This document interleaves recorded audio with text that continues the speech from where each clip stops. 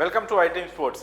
Team India star cricketer Ravichandran Ashwin అంతర్జాతీయ క్రికెట్కు retirement ప్రకటించారు. 3 ఫార్మాట్లకు కూడా T20, వన్డే, టెస్టులు ఇలా 3 ఫార్మాట్లకు కూడా రిటైర్మెంట్ ప్రకటిస్తున్నట్లు అశ్విన్ అయితే తెలిపారు. ఈ విషయాన్ని బీసీసీఐ కూడా అధికారికంగా ధృవీకరిస్తూ తమ అత్యుత్తమ ఆల్రౌండర్కు థ్యాంక్ యూ అంటూ బీసీసీఐ అయితే ఒక పోస్ట్ చేయడం కూడా జరిగింది. అయితే ఈ విషయాన్ని రోహిత్ శర్మ కూడా ఆస్ట్రేలియాతో జరిగిన 3వ టెస్ట్ తర్వాత ఈ విషయాన్ని ప్రస్తావించడం జరిగింది.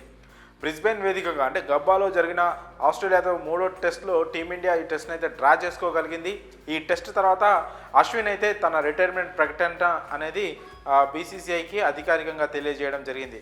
ఒక లెజెండరీ క్రికెటర్ టెస్టుల్లో కావచ్చు 3 ఫార్మాట్లలో కూడా టీమిండియాకు ఒక అద్భుతమైన జెన్యూన్ బౌలర్గా అశ్విన్ అయితే ఎంతో కాలం టీమిండియాకు సేవలు అందించిన విషయం మీ అందరికీ తెలిసిందే. అదే కాకుండా అనేక సందర్భాల్లో బ్యాట్తో కూడా టీమిండియాకి ఎన్నో వాల్యుబుల్ రన్స్ అందించాడు. సో ఇలాంటి ఒక దిగ్గజ క్రికెటర్ ప్రస్తుతం క్రికెట్కు రిటైర్మెంట్ ప్రకటించడం అనేది చాలామంది క్రికెట్ అభిమానులకు మాత్రం కాస్త బాధ కలిగించే అంశమే. కాకపోతే క్రికెట్లో ఇది సహజమే. పెద్ద పెద్ద క్రికెటర్లు, దిగ్గజ క్రికెటర్లు తాము అనుకున్న టైంకి క్రికెట్కి అంతర్జాతీయ క్రికెట్కి ఫుల్ స్టాప్ పెట్టి ఆ తర్వాత ఇంకో సెకండ్ ఇన్నింగ్స్ ప్రారంభించడం జరిగింది.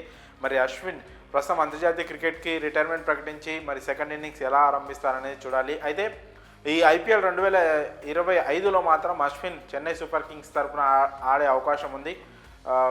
ఆల్రెడీ చెన్నై తననైతే బై చేసింది. మరి తన సొంత గ్రౌండ్లో చెన్నై తరఫున అశ్విన్ ఆడి ఈ ఐపీఎల్ 2025 తర్వాత కూడా ఐపీఎల్ కూడా రిటైర్మెంట్ ప్రకటించే అవకాశాలు అయితే కనిపిస్తూ ఉన్నాయి.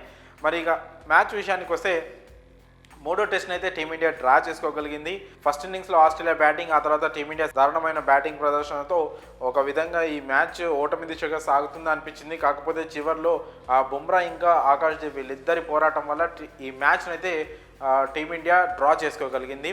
అయితే నిజానికి అశ్విన్ ఆస్ట్రేలియాతో జరిగిన ఫస్ట్ టెస్ట్ తర్వాతే రిటైర్మెంట్ ప్రకటించాలని అనుకున్నప్పటికీ కూడా రోహిత్ శర్మ వద్దు, పింక్ బాల్ టెస్ట్ ఉంది, సెకండ్ టెస్ట్ అది ఆడిన తర్వాత నిర్ణయం తీసుకో అని చెప్పడం వల్ల అశ్విన్ ఒక మ్యాచ్ ఆగి తన రిటైర్మెంట్ ప్రకటన అయితే వెల్లడించడం జరిగింది. ఈ విషయాన్ని స్వయంగా టీమిండియా కెప్టెన్ రోహిత్ శర్మనే వెల్లడించాడు.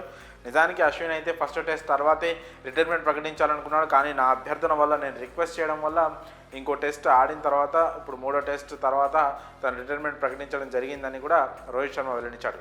అయితే ఇప్పటి వరకు రవిచంద్రన్ అశ్విన్ 3 ఫార్మాట్లలో కలిపి 765 వికెట్లు అయితే సాధించి ఒక మంచి టాప్ క్లాస్ బౌలర్గా అయితే క్రికెట్ చరిత్రలో అయితే నిలిచిపోయాడు.